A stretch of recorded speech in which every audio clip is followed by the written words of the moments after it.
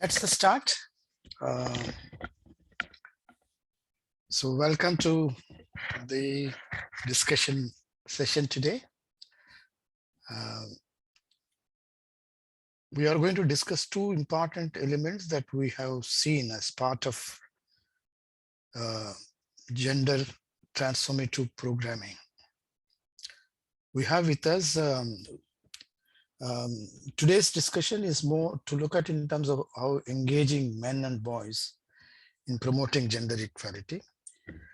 We have with us Tambosi, who represents, who is a founder of Seradi and works at Grassroots in Malawi.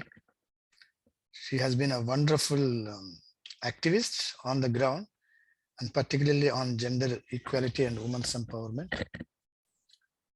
She has a lot of experience in working with communities and in particular fostering male champions on gender equality. So I thought it would be helpful for us to listen to Tambosi, who will provide us the perspective from the grassroots. And I am sure it will provide us a lot of insights into working with men and boys in achieving gender equality. Thank you very much, Tambosi, for joining.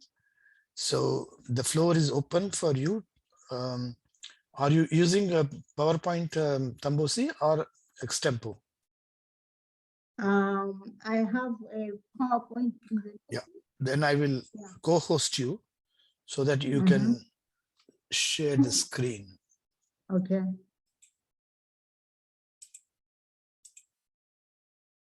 Make co-host. No, not a screen. Talking about.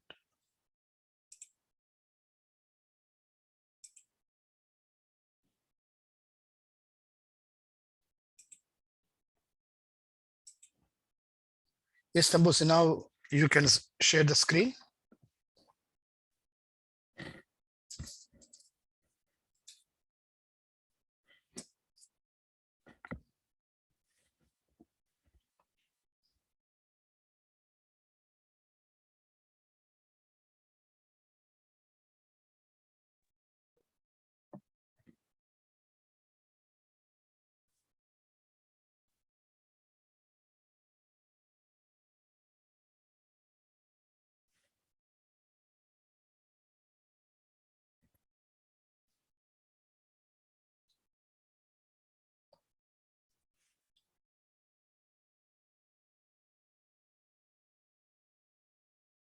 Yes, Tambosi, go ahead.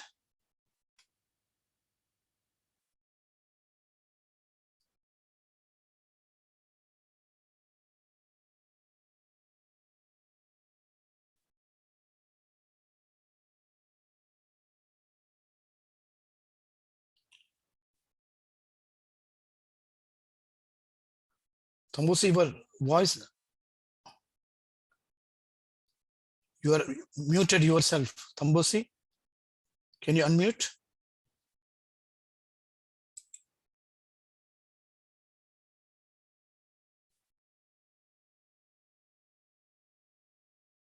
Yeah.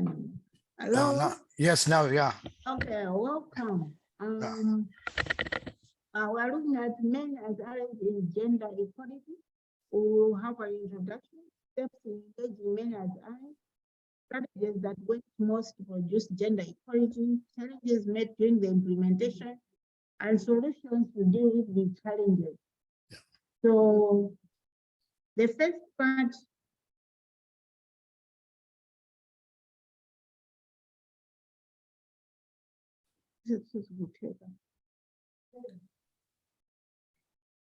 First part, men as allies. A male ally understands and values gender diversity and is actively engaged in eliminating inequities.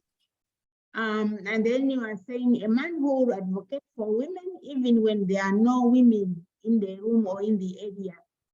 So men who will advocate for gender equality in the community where male dominance is the norm. And in our setup, men have an upper hand. So women seen as kitchen attendants or child carers with little capability in development or decision making. And our focus areas, gender equality and accountability. And our main goal was improving understanding the concept of gender equality and realization of gender stereotypes that hinder equal opportunity and participation in development. The steps that we used in engaging the men as allies were the best. First meeting was orienting the community leaders and influential people on gender and related gender policy issues, where we held community meetings in the different places where we work. And then after that, the selection of male champions. These were men who were identified as potential in their communities, and we had 15 men from each traditional authority. These are areas which are formed by a cluster of villages, where we call them traditional authority. And then these men we had capacity development for the male champion.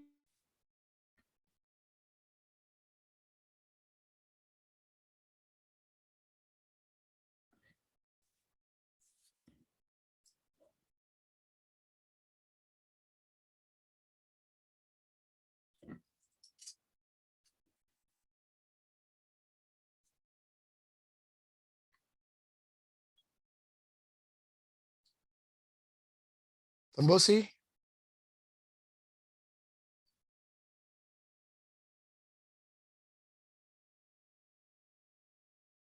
Hello?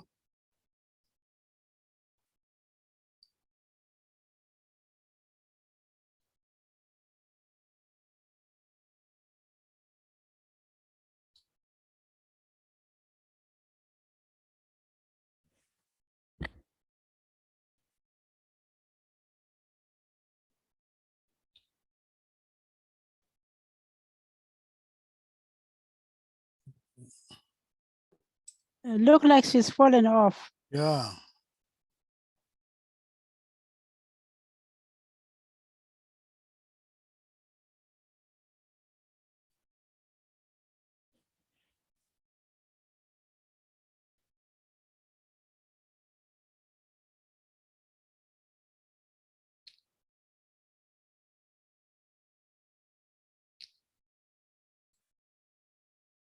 Yeah. She's there. Tambosi? Yeah, I'm back. Yeah. Share the screen. I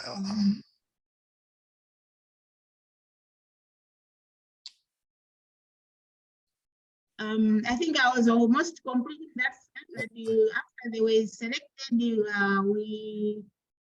had development for the male champions in gender to deal with the dominant social norms.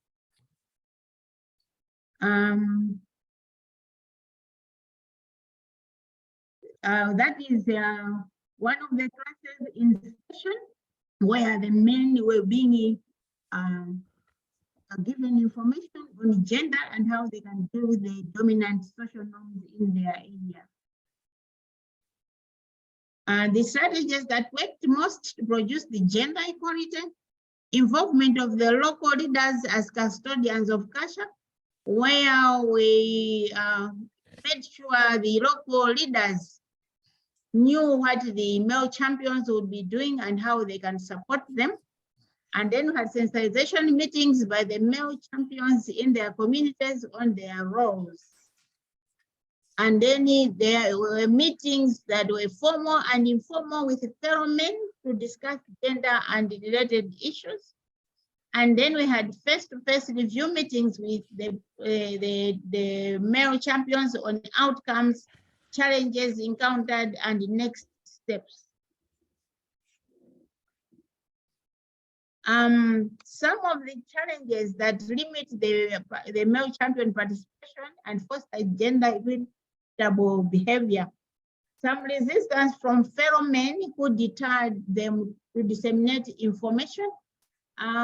They did not support the gender equality movement because some of the men who felt the women would be too empowered and they will be undermined.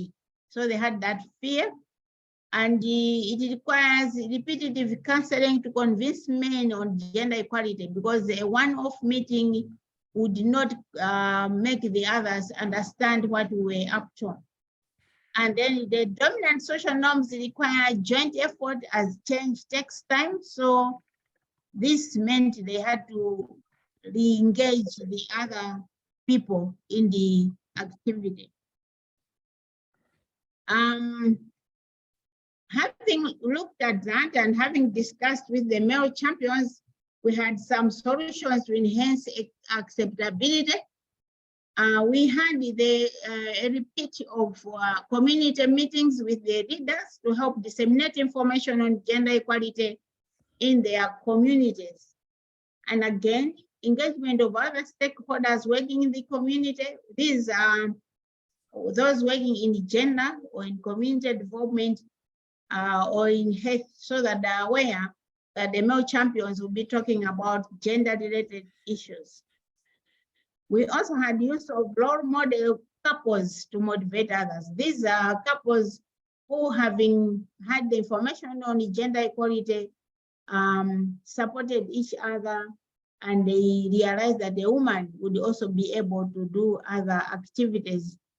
For example, we had the many who advocated that their wives did technical skills like mechanics or welding, which initially looked at as male dominant.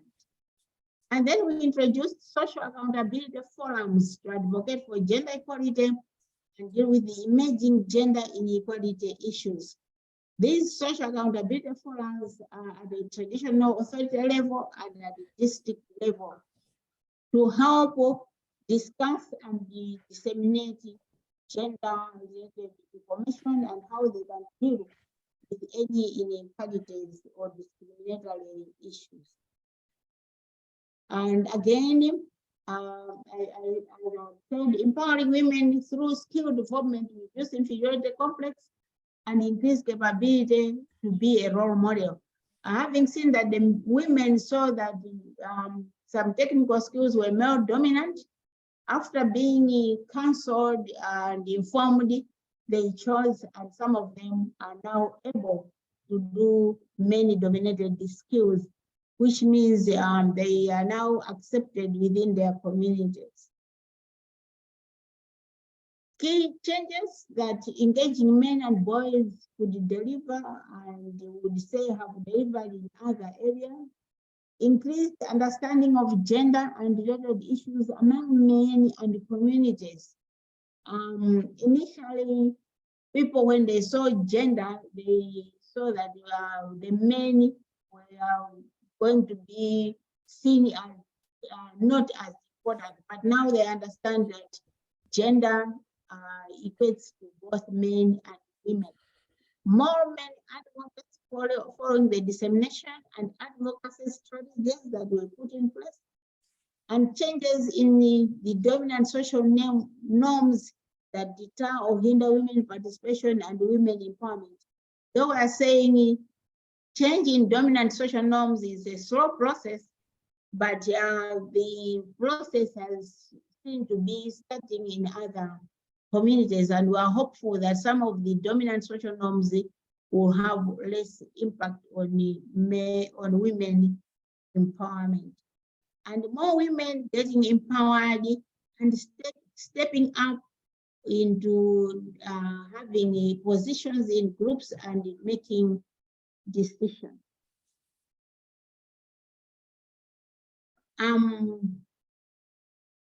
For men as allies on the journey to equality, we need a combined effort where we have more men advocating for gender equality and increase women participation, leading to collective action.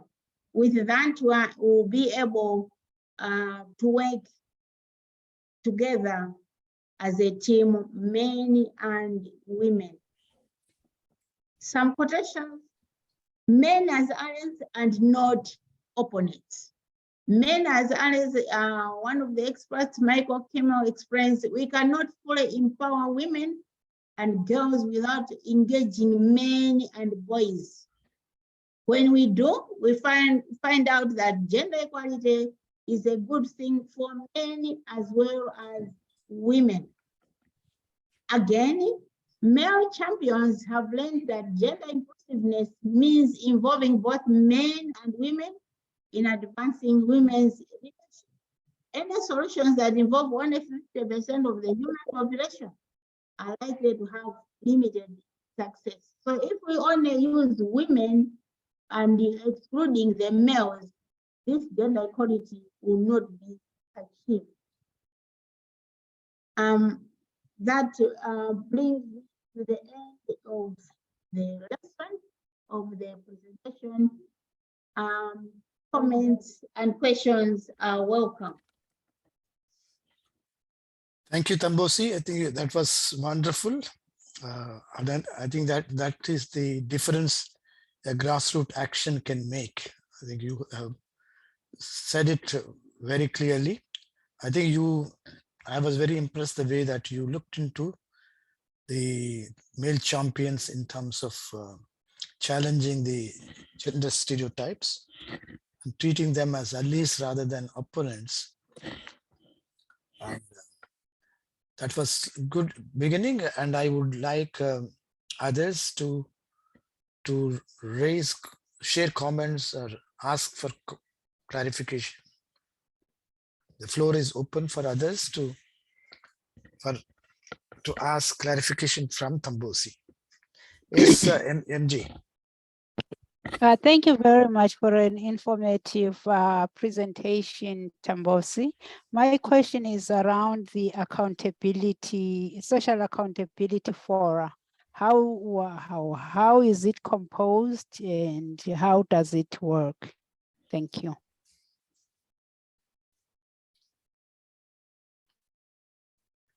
Tambosi, you can stop the screen and then so that you can see who is asking. Okay.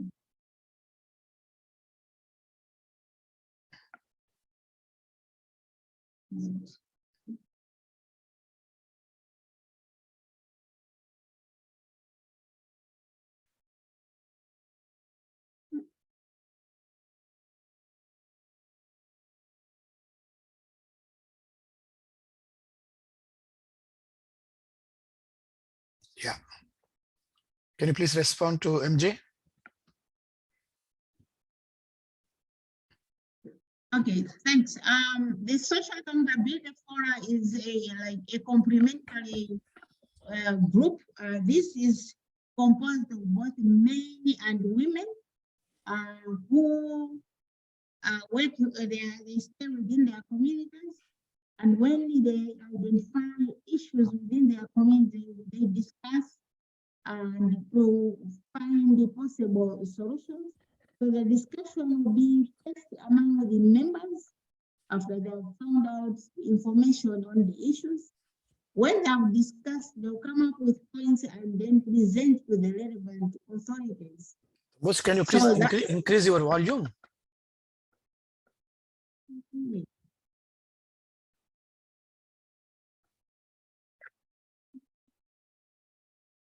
Hello, Yeah. is it better? Yeah, yes, Is better. it? Yeah, it's better now. Okay. Yeah. I was talking that the social accountability forum is like a complementary forum. It works separately, though they may relate at a certain point. So the forum identifies a problem within their community, and then they find out the source and what led to that issue. After they have explored what would be the possible causes and who would be in a position to help, then they'll present to the relevant authorities. For example, it may be government officials, it may be the chief, so that they find a solution to the issues. It could be health related, it could be social related. So depending on what emerged will be discussed by the Social Accountability Forum. So if the forum was at a community level, if they think it should be presented to the district, then they will book an appointment and come to the district for discussion to find solution.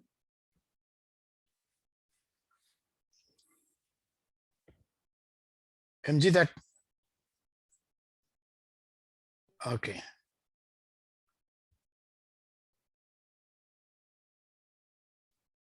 Okay, anyone else? And we've already established that women are Yes, Sister Cynthia. Please, is it possible that her presentation will be shared on the page? It's so beautiful. I'm just coming in, so I just met the last bit of it. Okay. Please, because there are a group of men, they know the type of work I do, and they would want to know, when you say gender equality, it's true, the men go on the defensive. They believe that if they empower the women, then they become weaker, which is actually contrary. Yeah. It even makes them better. So please, and permission to use any of the resources we get here to have, small interventions here and there, educating people. Yeah. Are we permitted to take from the materials, the beautiful materials we've been getting, to also help others to understand all that we are doing? Yeah. Surely. Thank you. Surely, Cynthia. So Tambusi, if you can share your PowerPoint, I will send them across to all people so that it will be useful. Okay, I had the shared with you through the email, but I can share it again. Yeah. I don't know whether if you can share it now, but I think if you share it, then we have a WhatsApp group, we can send it across to people. So maybe others are also maybe looking for it. Then would I send it here, or I should send it to your email again? You send it to my email address so that I can then resend to other people.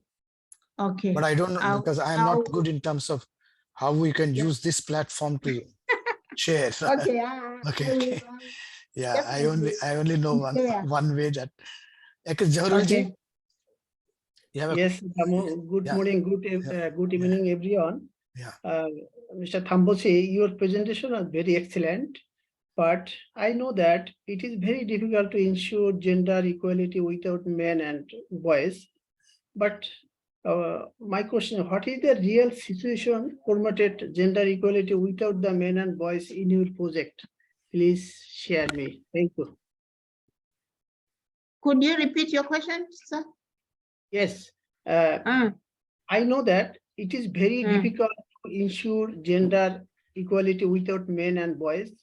But my question is, what is the real situation promoted gender equality without men and boys in your project?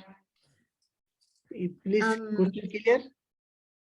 I think, yeah, Rahul, I think he's asking in terms of how do you compare between two situations where one place where you have not involved men and other situation where you have involved men.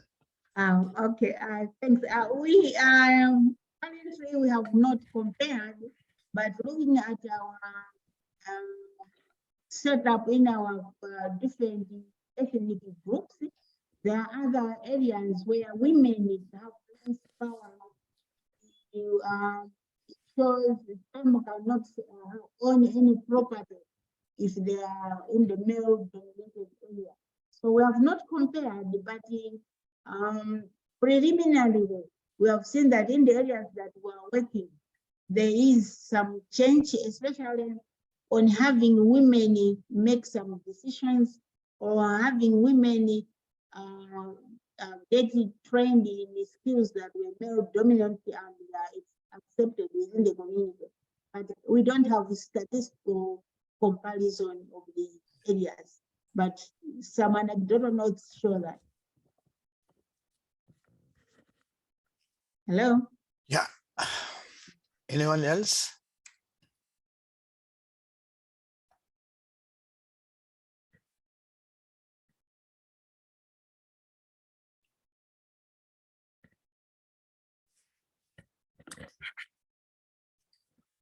Any questions? Any clarifications from Tambosi?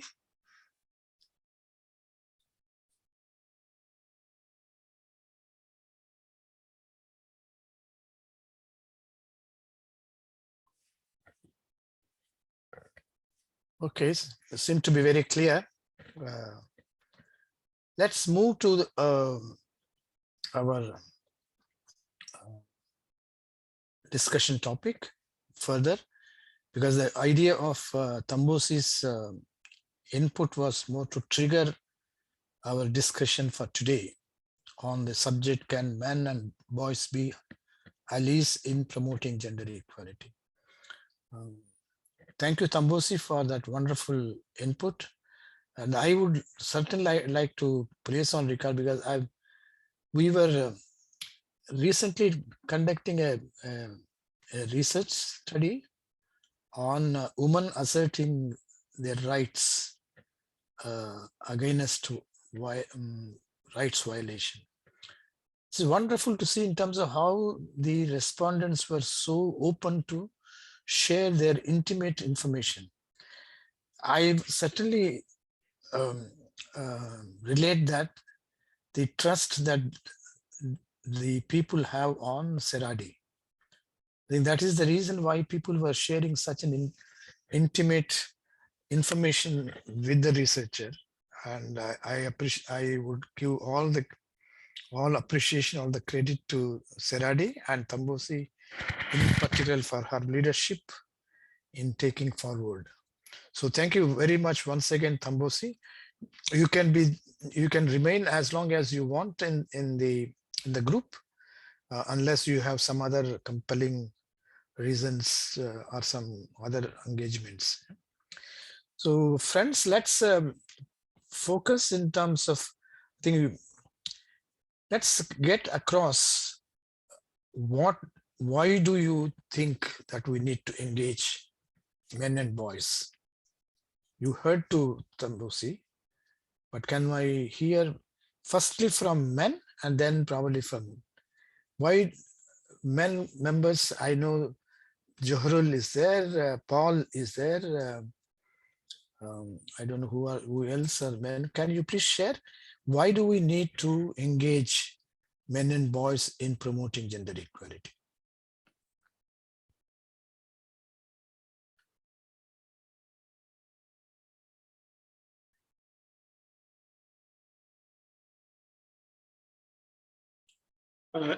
Yes, Damonji. Yeah. Thank you. Good opportunity to say some things about today's topics. Yeah. At first, I share my local experience in our project. Okay. And then another subject.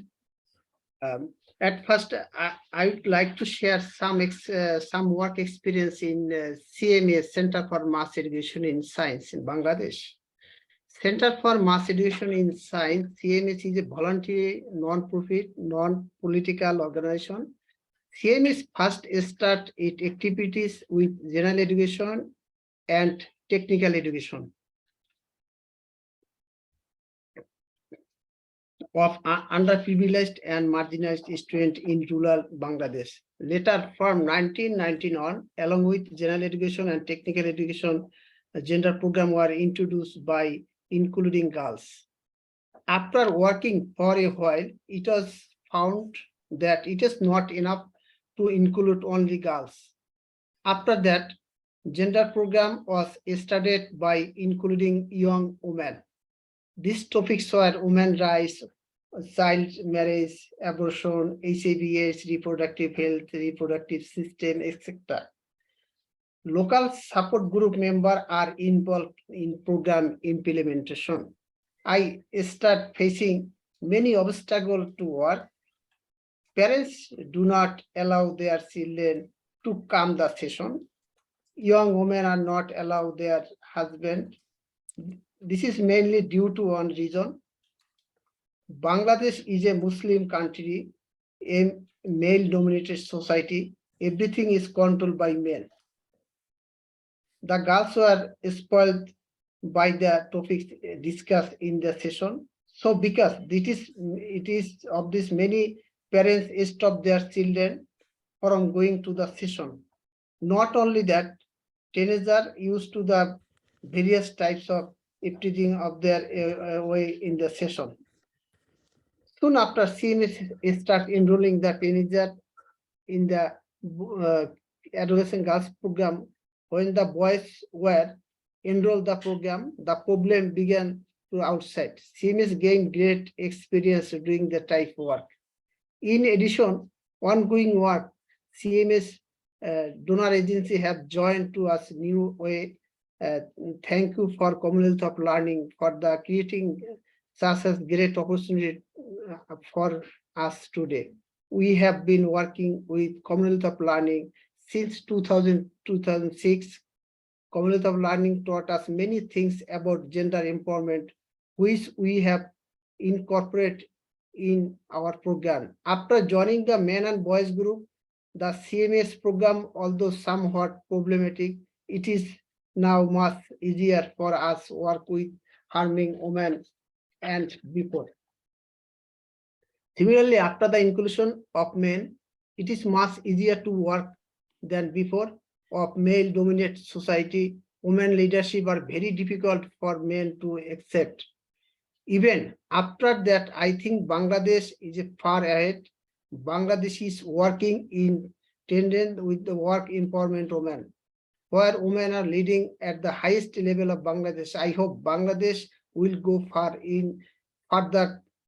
Thank you again for your support. It is my real experience, but another is others issue will achieve the different things when engaging the men and boys. Thank you, Damoji. Thank you, my real experience. Okay, yeah. You can come back afterwards. I think what we are looking is in terms of as a male member, why do you think, because I'm not looking in terms of studies and other, as an individual, why do you think that we need to involve men and boys in promoting gender equality? And I would request Paul to share his thoughts. All right, greetings to you all. Yeah. My thinking is that, male allies can support progress towards gender parities in a number of impactful ways. And then, they can proactively exert influence to change, especially the behavior in their own circles.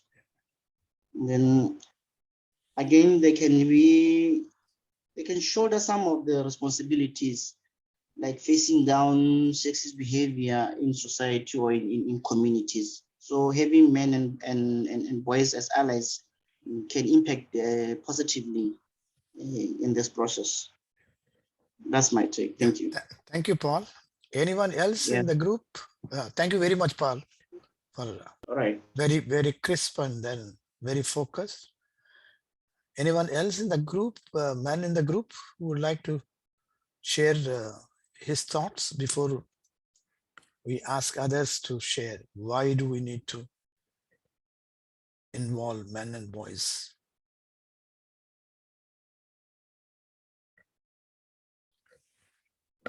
Okay, let's listen to others. Other members, why do you think we need to involve men and boys?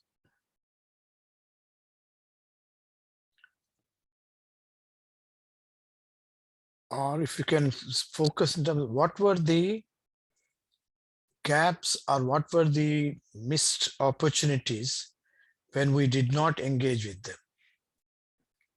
If you can throw, Tambosi, you can also share your thing. Yes, Sister Cynthia. I think knowledge is power. Yeah. Maybe in the past, when this issue of gender equality started and people became conscious of it, we didn't carry the men folk around. it's like people who are used to doing something a particular way because that is all they know. Then you come with something different. If you don't give them information for them to realize that that one way of doing something is not the total picture, the tendency for them to resist anything that will change the status quo is there. That was so now that they are being engaged, yes, change is not easy, but with this engagement, with this knowledge, with this, and some of them actually see and witness, and some of them actually defend women without understanding what they are doing. Maybe they look at it from the justice point of view, let's say in the workplace, some of the men notice some discrimination and they speak out. And they are not really aware that they're trying to, create an equitable environment for everyone to be productive. But with engagement and knowledge, you understand that, yes, okay, this is what it was. It shouldn't be that. This is what it's supposed to be. How can I be a partner in making sure we all arrive at the destinations? Same time, recognizing our diverse giftedness, our, ability, recognizing that our way of travel or speed of travel might not be the same, but creating the atmosphere that will enable us arrive at destination. So that is why I say it's very important that we engage our brothers, we engage our husbands, we engage our cousins, we engage the men for them to realize that it is not a competition. It is actually a journey that all of us are supposed to have started together, but hasn't been like that. That's what I think. Thank you. Thank you, sister. I think I was wanted to emphasize one more aspect, extending to what Sister Cynthia was saying. I think what we have done is compartmentalized in our paradigm. We cannot say in terms of, if we want to bring in equality, we cannot have a compartmentalized approach. Because after all, the woman has to go back to the household where man is occupied there. So therefore, unless we treat the household as one unit, we cannot bring change in the status of woman. I think that's something that we need to present to. Okay, anyone else? Yes, Catalina? Hi, everyone. Yeah, hi. Okay, if I'm allowed to use the analysis of what we have been learning, it's like men and boys have been the custodian of everything. And when the equality work began, it's like men are being blamed for perpetuating all the inequalities that lead to discrimination of women and girls. So if we continue fighting as women, the word fighting meaning for change, and leaving behind our boys and men, it will be like together we want to get to some destination, as sister said, but one line, the line of women is going ahead and running and not looking back to see that the other line, which is boys and men, are lucky behind. So we will be taken as doing our own thing, moving towards the change, but alone. So we never converge at one point, and that means this change we are agitating for will never happen. So it's very it's important and crucial to include our boys and men in this agitation for change towards equitable behaviors that will eventually lead to gender equality. Thank you, Catalina. Thank you very much. Anyone else?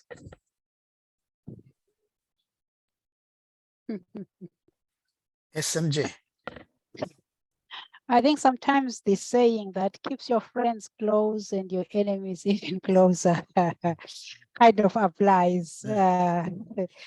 Because if we don't engage men, there will be resistance to any changes that we want to bring. and there will be misconceptions which will continue to perpetuate what we are trying to address. Thank you. That's good. I think, yeah, the seclusion or exclusion will only create animosity rather than friendly harmony within the family to deal with the issues. I think we need to look at in terms of there are, I keep on saying that inequality is structural, but we need to look at how does that reflect in the society. There are two things which probably I think we need to keep in mind. One is the diversity, the other one intensity. So we are concerned in terms of how inequality is expressed in diverse forms and how disproportionate is this inequality across different populations. So therefore, I think we cannot work for a gender equality, which is a common thing, by excluding any one particular group within the population, because they are all part of the problem and they are the perpetrators. So keeping aside the perpetrators is not going to serve the purpose. Yes, Muthoni? Hi, Prof. I think for me, two things. One, and I think you've already emphasized on the fact that inclusivity is gender equality is including both men and women. So it's important that we ensure that men are involved. Second, unfortunately, we still live in a society where male men are recognized as the leaders. They have a higher voice in some aspects. So I think taking advantage of that and having them as allies and educating them to be feminist, I think would also work in our favor. Yeah, over. Thank you, Muthoni. Where are you from, Muthoni? Kenya. Okay. Thank you, Muthoni, for saying that. And I saw Aiswini, but before that, okay, Aiswini, you go ahead, and then Sister Cynthia must would like to add something. Hello, everyone. Yeah. And hi, Damo. Thank you for this wonderful discussion. Okay. I'd like to add that I completely understand when we say that men have been in positions of power and can use the platform to bring out change, carry out a wave of change where they initiate decisions within their circles, with their male counterparts, and with our community at hand. But it is also important to understand that they are acting the way they are because of the societal gender roles that have been imposed on them and on girls from a very, very young age, maybe from the time that they are born. Like the allocation of the colors, color pink, it's a baby girl. Yeah. When you allocate color blue, it's a baby boy.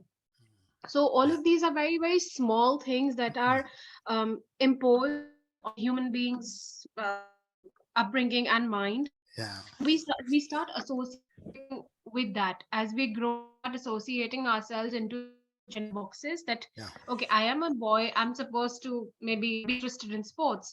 Okay, I am supposed to be interested in how playing with dolls and things like that.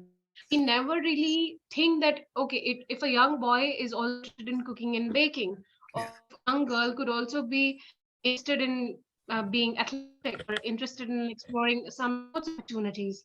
So from the time we are brought into this world, we are allocated gender boxes, and we just go in the flow. We do not break free from them. It's until much later that we try and break them, and we're like, okay, this is not how things should work. Similarly, I think we need to create spaces where we can have conversations and dialogues where men can become allies who advocate for gender equality for their female, bringing out change in the immediate circle. If there's somebody whom they know is passing a sexist comment or a very stereotypical opinion, I should take that opportunity to call them out, accountable for what they're doing wrong, And I think, and it's not that we are trying to blame anybody. It's that this thought process is not correct. You cannot impose this thought process for a woman, or say for anybody for that matter. I think so they can immediately carry out change, or at least start conversations in their immediate circles. Men can be held accountable for what is right, and break free from this narrative where people say boys will be boys. And I also feel that sorry that as women we don't want we want equal opportunity. We do not want we want a safe space where we can have equality in workspace and also in a personal environment. Like, for example, household responsibilities are traditionally imposed on women, but we need to change that, and we need to have men also as equal partners on equal responsibilities of cleaning and childcare, and be the equal partner that they're supposed to be to their or girlfriends. And I think for that to happen is that we need to have gender sensitization workshops or gender sensitization information in some way disseminated, so that they can educate themselves in larger gathering, and then make initiatives where they can promote the idea of gender equality. So this is what I want. Thank you so much. Thank you, Aiswin. I think you began our next step. Let's move forward. I think what I would like to stress from what Aiswin is saying, I think one is in terms of how powerful is socialization. Because you become unconsciously, you practice things like what she was talking about, color, because what we assign to each sex. So it's your own unconscious, subconscious, but it goes from one generation to another generation. I think let's move in terms of what she was suggesting is in terms of dialogue or calling for accountability. I would say more in terms of how do we create opportunities through dialogue to help men and boys to realize their accountability for the acts, the discriminatory and unequal acts that they are performing, so that they will take responsibility for bringing change in those things. I think let's move from that. I think that's one area. Can we use dialogue, socialization to bring in men and boys to realize the gender unequal behavior and take responsibility for changing those narratives? Let's look at anyone from the group. What do you think? There are two things that I would like people who have already involving men and boys. I would like you to suggest which one of the actions that you have already tried is working most, and for those who have not done, what actions you would take up to promote or to engage with men and boys if you are the champion in your own organizations. Can I? Yeah, yes, sister. Go ahead. Okay. The first step I usually take when it comes to, engaging with the men and the boys is inclusion. Okay, let me go this way. I ran a workshop in a particular place. There were male, there were female. I used some, you call them leading questions that can. And when I give the leading questions on the issue we are to talk about, I ask for a practical step to correct what you think is a mistake. That is step one. Step two also is, you call it non-violent communication. world has been talking about it. How effective is it in this narrative? Like one of my colleagues here said something about fight. You see, the word fight already evokes the hearer to become defensive. But if you talk about, let's say, dialogue, it's a bit easier. So we have to find, the way I use is something, instead of fighting, what do you, let me give you one question I always use. What do you admire most in women? Or what do you admire most in men? And the two share. And you'll be amazed at the result. Then sometimes you separate the women, separate the men, give them the same questions and see the answers that come from it. That is for the adults. Yeah. But I'm also of the opinion that while we are engaging us who are already grown, who have passed through a system of working about stereotypes, what we grew up with, unconsciously imbibing a way of life without questioning, now we are aware and we're beginning to question. While we try to empower ourselves, let us go back to the roots. There is nobody who is not born into a family. Whether you're raised by a father, mother, or you're raised by only a mother, or you're raised by a father or grandfather, grandmother, whatever, you are born into a family. That is where our work actually begins. A lot of us have shared being brought up in households where there was no difference in household chores, responsibilities, opportunity between the girl child and the boy child. And we grew up and it didn't affect our hobby. It didn't affect us. It even empowered us that my brother comes back from school before me. He knows that lunch has to be prepared. He does not sit and wait for the girls to come home to put water on fire or whatever. He already knows what to do. So mine as an advocate of rewriting this narrative with equality and equity at the back of my mind is we have to go back to that roots and begin to form our children to realize that that first article of the United Nations Declaration of Human Rights, all peoples, men and women, are born equal and all that and all that and all that. And as they grow, give them opportunity for integration. Give them that opportunity for fair competition. Also realizing the diversity of giftedness. Some children are more intelligent than the others. It doesn't mean we should focus only on the intelligent ones. We also have to look back and help the slower learners, we talk about slow learners, to approach. I think with that, as we go on, I believe in the next 5 years or 10 years, maybe all over the world or some places where it is worse than other places, you are going to see changes that will occur. If we go to the beginning and at the same time, we engage with integrated approach, with awareness and active socialization with our brothers, and also in our own heads, rewrite the narrative, personal narratives that we are so used to. You see the reaction on our page about this senator who was forced. I believe she had tried so many things, it didn't work. So she had to take a very bold step.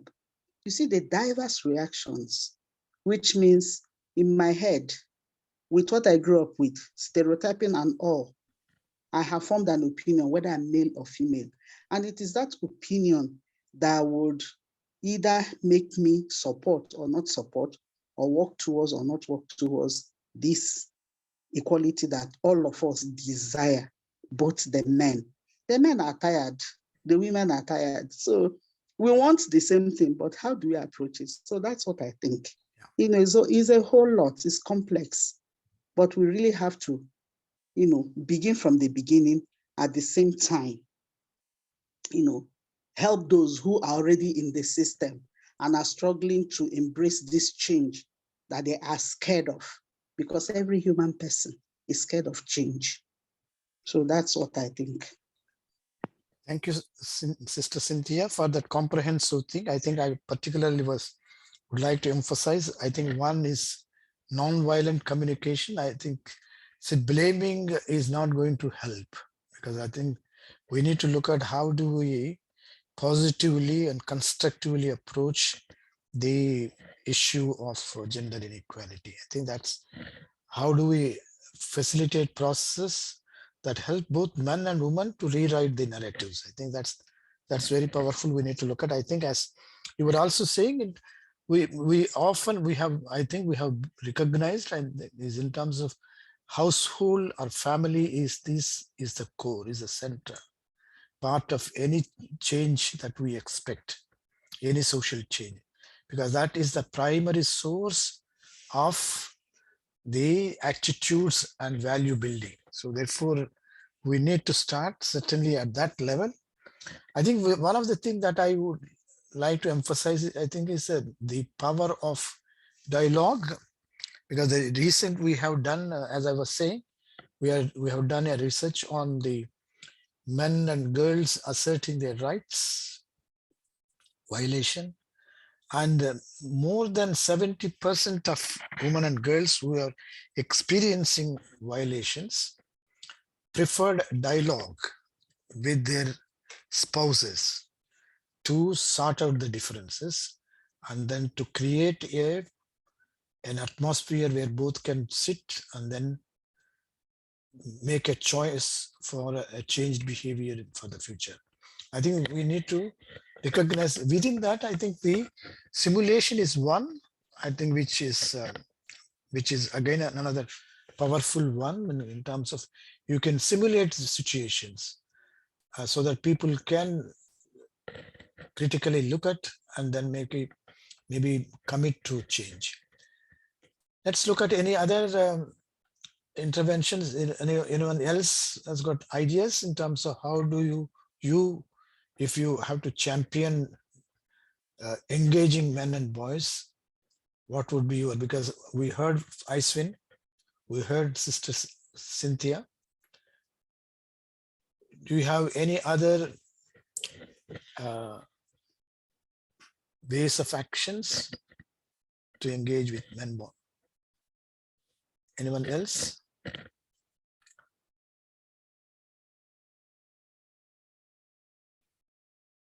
Helena, we didn't hear you today.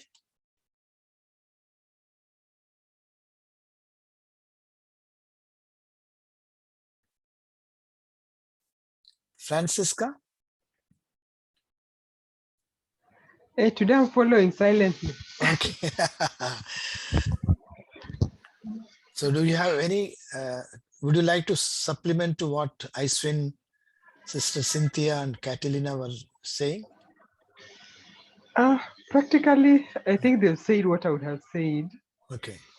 Yeah, thank you. Yeah. Francisca, can we hear from you? And then MG?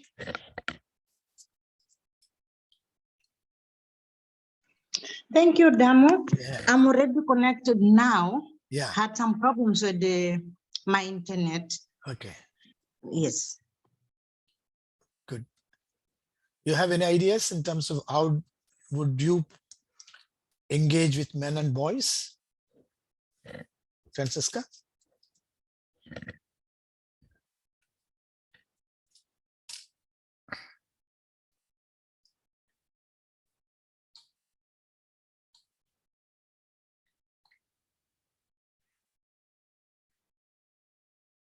Trying to see in terms of people who have not spoken.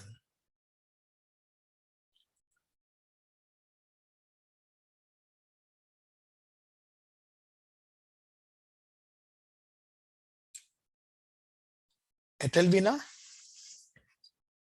Yes, Veronica, please go ahead. I have, I would call an A or B because it is related to the topics, but not today's. Yeah. I'm talking about, we do gender-based violence programming. Yeah. And I've been trying to place it in the gender equality training that we've been doing. Okay. So do we use the same principles? Do we use the same frameworks for analyzing? Do we use the same, the one we called human rights approach, rights-based approach to GBV? Is it the same things we use? Yeah. Yes. because it's a gender-based violence is a one form of inequality, no, Veronica? Because I think the source of inequality is an expression of inequality is where you see the power over with a violence against women and girls. So therefore, if you want to deal with that, it has to be certainly go on all those things in terms of, because violence is a human rights violation. So therefore, it has to be a human rights based approach. And then where we are looking in terms of from a gender and development perspective is in terms of how is it doing? That's where we need to look in terms of the gender roles and relations with patriarchy as a system that perpetuate. And certainly because if you want to bring in change in the violence, you need to look at it involving the perpetrators, and the perpetrators are the men and boys who cause this violence. So it's a combination of those three things. Thank you, Veronica. For Thank you very much. Yeah. Jaharul, you wanted to say something?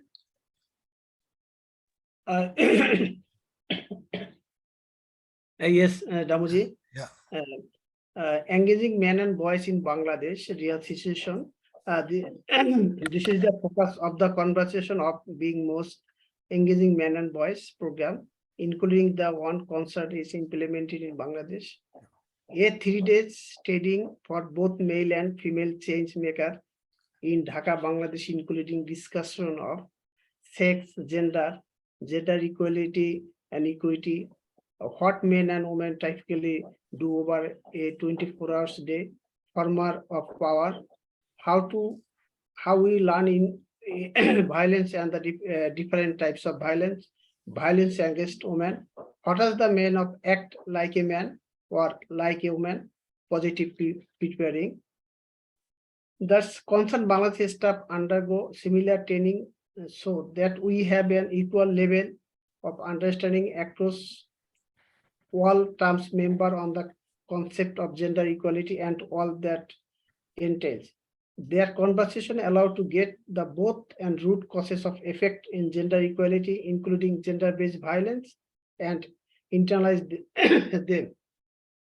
Our change maker then become advocate to gender equality with the communities and work of other groups, including mother support group, health, self-help group, and adolescent group to effect change from within.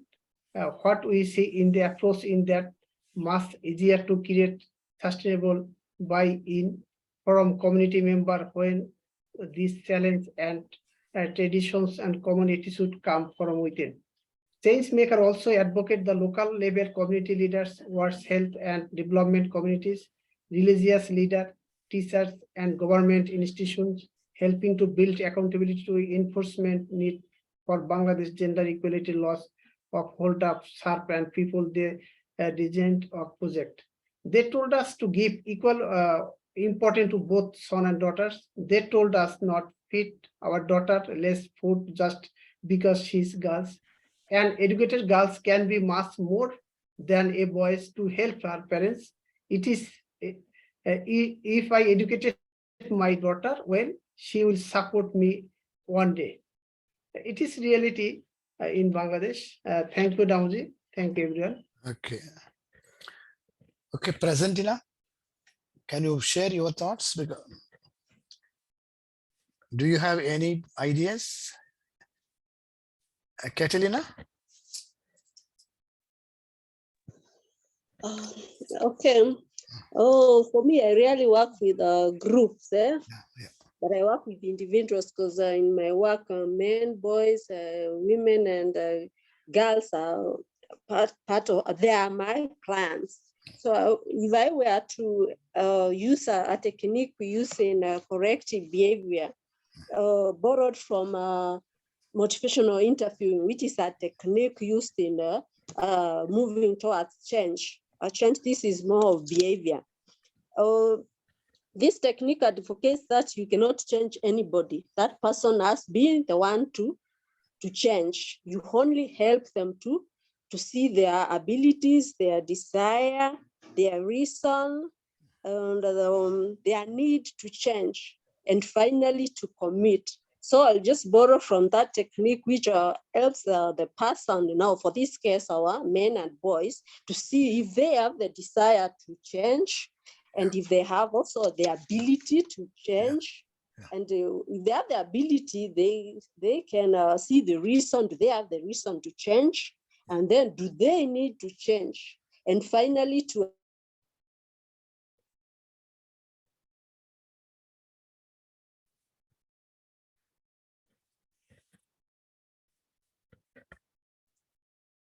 achieve this change, they will need to commit this person, the boys, to commit the movement towards gender equality. Thank you, Catalina. So I will employ that technique, which is corrective behavior. Okay, good. I think how constructively we can engage.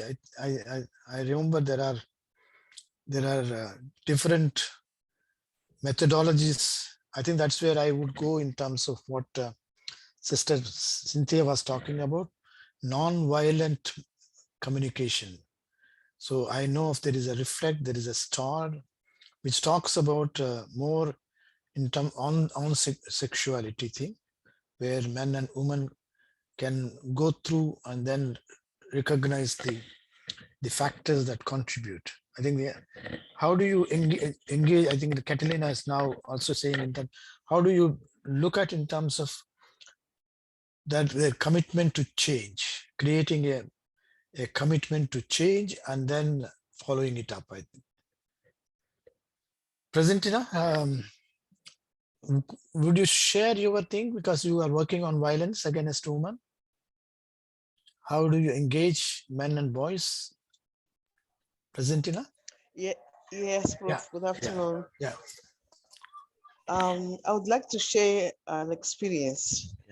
Once when working on violence against women, we used the approach of asserting a list of questions to boys and girls. Then we separate the groups. They go to different rooms. They discussed about that questions. And at a certain time, they came back to the same room, and they shared their answers. From that action, we understood that sometimes when men and boys are separate, they speak freely about the topics. And when they come back to the same room, they express they're changing. I don't know if it is because, if it happens for that moment, but what I understood is that this action of discussing the topics lead the men to a change.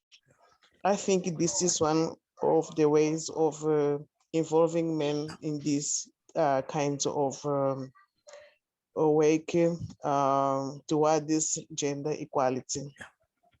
Thank you. Thank you, President. I think that's a very good intervention. I think in terms of how do you create opportunities for people to reflect and then come back, I would certainly agree in terms of it makes a difference.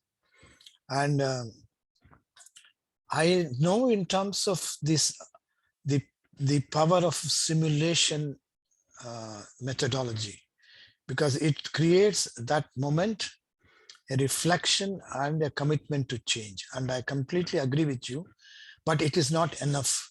But such simulative events must be supported with measures. And how do we do it? How do you continuously help people to reflect? It is not one time, it needs to be continuous. So I think that's a challenge that one will have to look at. I think that's the power of simulation, but at the same time, the demand for follow-up. Veronica, you want to supplement anything? Tambosi, to be part of the team. Just a quick one. Is now gender-based violence, can I say, is is part or one of the intersectionality of gender inequality? Sorry, Veronica? I'm asking. Yeah. Can I say gender-based violence is one of the intersectionality of gender inequality? No, it is what I say is in terms of a gender relation aspect of inequality. So intersectionality is within that.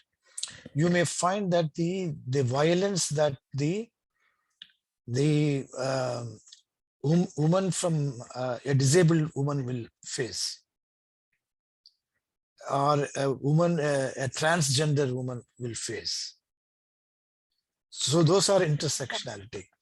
See, for the easy thing is in terms of, you know, on the roads, we say intersection road. So which means it meets the main thing, because there are different paths which will lead to a major. So therefore, what we are looking at, gender-based violence is not one form of it, but within that, how are different people in different contexts. Say, for example, in terms of in the humanitarian context, the violence is disproportionate, is different forms. So those are called intersectionalities. You may have one single population, but those populations you have heterogenetic segregation within those things, and each of that will have a different impact in terms of, or also consequence of a cause factor. Okay. Thank you very much. Thank you, Veronica. Sister Cynthia, you. Just a quick one about gender-based violence. Yeah. You know, violence, I removed the gender from it. I just want to say violence in its purest form is an expression of powerlessness or a need to redeem what you think you have lost, or you perceive to have lost, or you are afraid to lose. There is power, there is control, there's the feeling that I am in charge. They need to dominate or to rewrite a narrative if it has been dominated before. It's a very complex something. Like you just mentioned now, somebody meets somebody who is differently abled. I prefer to say differently abled because all of us are disabled in one form or the other. Some are seen, some are not seen. So you meet somebody differently abled. The first human reaction is uncertainty, maybe out of fear. How do I behave in front of this person? And fear can evoke attack, or fear can evoke empathy, depending on you, the person, because this violence actually begins from me. Like sometimes I attended a workshop, it said, violence in us and in the world, what is my response? And if I'm able to recognize the dynamics of what happens to me, it will determine my reaction to the other. Somebody can walk into a room or something happens and somebody is slapped, or two people are slapped. The tendency of two different reactions is more than the same of the individual. So my approach to gender-based violence or violence against another human being for whatever reason is also, as I'm looking at the reason, to look at the perpetrator, the victimizer. Where is he coming from? Where is she coming from? Because sometimes our approach to gender-based violence is paracetamol. We give the paracetamol, maybe rape, you go to court, you do this, you do this, you do this. Maybe if the girl who has been raped is courageous enough to withstand being re-raped during the whole process, with the way society looks at her and all that, there's a conviction. When the person is released, if whatever has caused that person to get at that point is not also addressed, the tendency is repeated crimes. So the approach I use sometimes when I'm faced with some of these issues, especially when you have to I don't like using the word counseling. Rather, when you have to journey with another human being in trying to find out the dynamics of that individual, is to think as a victim and think as the victimizer.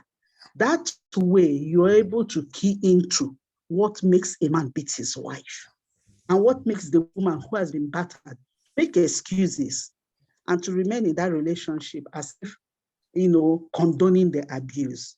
It's complex, but we have to try to understand the dynamics of both the victim and the victimizer.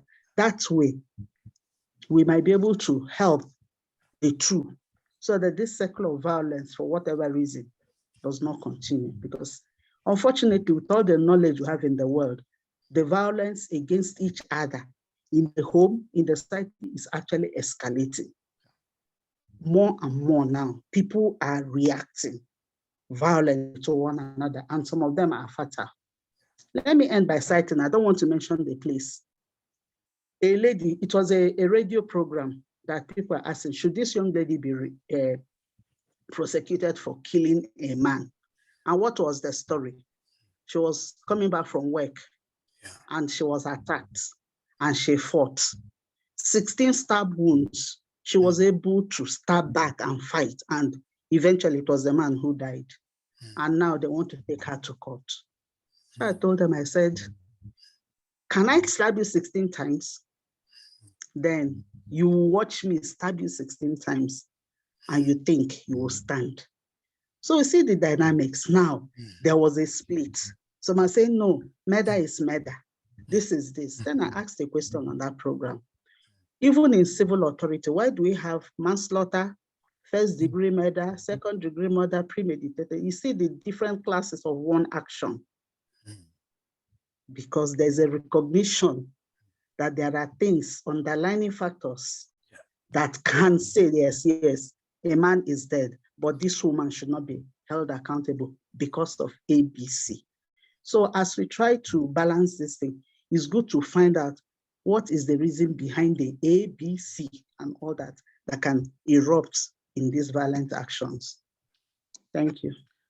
Thank you, Cynthia. I think that comes to, I would like to emphasize there are three things we need to look. Certainly everything is around power. Power, and that power is influenced, and there is an intrinsic relationship to the institutions and the institutions that practice a culture.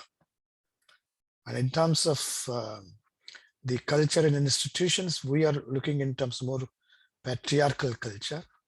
And certainly in terms of the violence against women and girls is one core element of gender inequality. And this includes, violence includes not only in terms of physical, including the female genital mutilation and other harmful effects.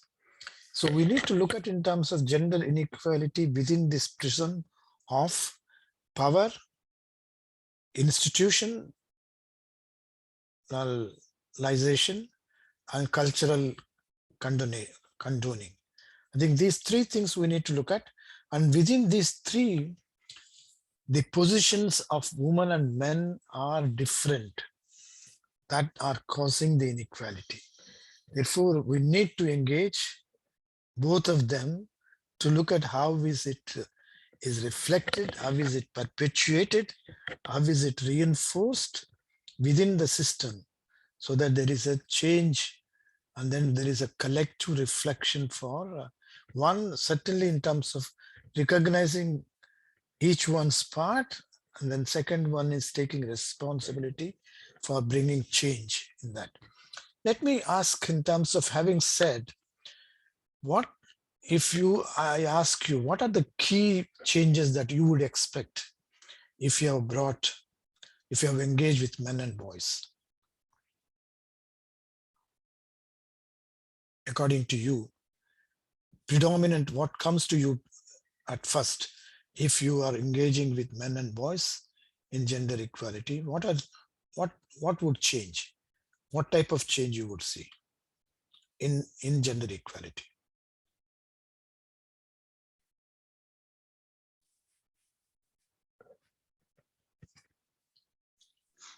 Sorry, can I ask Yeah. exactly what you mean? Is it what you would help them to change, or what you want them to change to, or how you will help them to change? No, I am more talking about the change, because if you are involved, I'm saying in terms of, we know that there is a problem. And so therefore we are saying Yes. that that problem can only be done collectively, because we can't ignore men and boys. If you have engaged with them, what type of changes you would find in gender equality, or what type of inequality, gender inequality you could have changed? Am I I clear? think one basic thing I have experienced in engaging them is the fear of losing control. When they are reassured that it does not reduce their masculinity because of, stereotypes, that they are still in a safe zone, they will still be who they are, they will still get whatever it is. But what we're asking for is carry the women along, put them on the same road of travel, let me use that language. They collaborate. But so long as that fear, sometimes it is voiced, like somebody said, she separates and hears. When you separate and see what our brothers share, our men share, about how they perceive some of these things, you will be amazed. The key thing is that loss of control, of power, of being the one in charge, that fear that if I give in and the woman becomes an equal, I lose relevance. If we're able to key into it, both on a personal level, community level, in politics or wherever, that there is nothing like losing anything. Actually, you are going to be more empowered because you need somebody who is as good as you are, because the person is different from you, but you need that complementarity for us to arrive to where we all desire to be. There will be change. That's what I've experienced in engaging with men and boys. Thanks, sister. I think I would like to just put it in another way, is in terms of, I think what you were saying in terms of that fear of control will decline among men. So therefore, I would see in terms of they would be able to provide, facilitate, enable opportunities for women to express themselves, empower themselves. I think that's what they would become active in encouraging, facilitating opportunities that women can enjoy on equal footing. That I would take that as an extension of what you have said. Anyone else? How does this this help in gender equality? Jessica? Okay, good afternoon, and Yes. thank you very much. Yes, Jessica, go ahead. In my view, I tend to think that if we engage boys and girls, boys and men as allies, in whatever we do, there will be a gradual change, both at the household, community, and national levels, on who has access to what resources in the household and community, who has control over what resources, and also the power relations between men and women will change, but at a gradual level. It will start gradually, but as time continues, this degree will increase. And in so doing, we'll be at a level where we are ensuring gender equality at a very, of course, gradually. Those are my views. Thank you, Jessica. I think wonderful. I think those two things are very, very important. What you are saying is there would be, in terms of change in the access to resources and in terms of power relations, and I would see power relations that are so far manifested in decision making and violence. This is how the power relations are reflected. So therefore, we could see a difference in these aspects. Thank you very much, Jessica. Okay, anyone else would like to say, because what type of, I think we were said, and one is in terms of that the men would no more have that fear of control, the fear of losing control, but on the other hand would facilitate opportunities for women to be empowered, and then access to resources. The other one in terms of change in relations, and particularly we are talking about decision making and in terms of violence. Anyone else? And then with that, I think we need to close. Any more thoughts, or what type of changes we could see as a result of engaging men and boys in gender equality? Yes, Aisfin. I just wanted to make a point that when you say that to carry out change in how men and young boys can be advocates of gender equality, I'd like to bring in that there are times when men are, they don't fit the conventional image of being a man. When we think about a man, we think about the masculinity, the lack of emotions, the strength, and him taking on the role of a breadwinner and being all manly man. But if, say, for example, someone doesn't fit into that image, they often at times are shamed. Say, for example, if a man gives into his emotions or expresses himself, oftentimes he's told, oh my God, be like a man. What are you doing? Why are you crying? Boys don't cry or men don't cry. So if at all somebody does not even want to adhere to that conventional image of being a man, they cannot, for the fear of people judging them, for the fear of people labeling them or emasculating them, questioning their masculinity, or saying that, oh my God, you are just, your wife is probably wearing the pants in the relationship, or you cannot be a man. How can you have your wife earning more than you?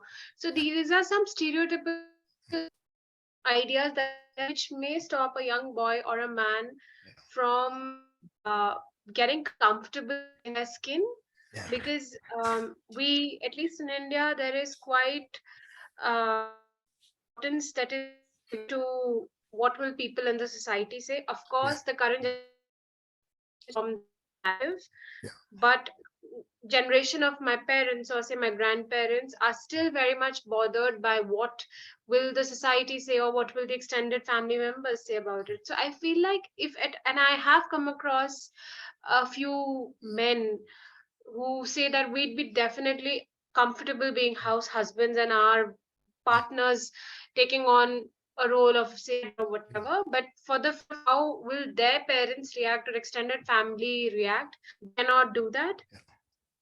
So hence they have to keep quiet and fit into that image of being a man who takes on the role of a breadwinner, who does not really express himself. But at the same time, I've also met their partners who are incredibly supportive of them expressing themselves in their safe space, which is their home, and being who they want to be. But the fear of not fitting into the image that is associated with what a heterosexual man should be like in this patriarchal society, that stops them from comfortable in this skin. So this is what I wanted to say, that this could be another reason why there is a hesitation or lack of awareness when it comes to men and young boys being advocates of gender equality. Thank you. Thank you, Aisfin. I think that's a great challenge. We need to live with, but live with in terms of contributing to our own way. How do we break that? It certainly is in terms of one of the great hurdle is in terms of how do other people in the society intimidate if people men would like to be gender equal. But at the same time, as you said, probably I go back to my household, I would be gender equal if I want to be, if I am committed to do that. I think slowly this will have to go. I think also in terms of, that is one area probably we may have to look at in our strategies. How do we also enable men and boys to deal with these challenges. Certainly these challenges will be there. How tactically you deal with this, but while you keep your commitment to gender equality. I think we have seen positive, I think, in terms of the change is possible. Change is complex. It's not easy. It's not a thing that we can achieve overnight, but certainly there are examples like what Tambosi was saying and others have been saying, as in Catalina and other people who have, and Presentina, where you are working on gender unequal areas with men and boys and bringing them to change. So we are seeing that they can be activists, powerful activists, in terms of bringing positive impact in changing the gender norms, gender roles, and gender relations. So thank you very much for your wonderful participation, as usual. And we'll meet you tomorrow at the same time, and we'll discuss on how gender responsive or gender sensitive is program, a reflection. Yeah. Thank you very much. See you tomorrow at the same time. Bye. Bye. I'm going somewhere tomorrow, so I won't. Okay. I might not make it. So by God's grace, Monday. We'll miss you. Thank you very much. Sister. God bless you all. Yeah.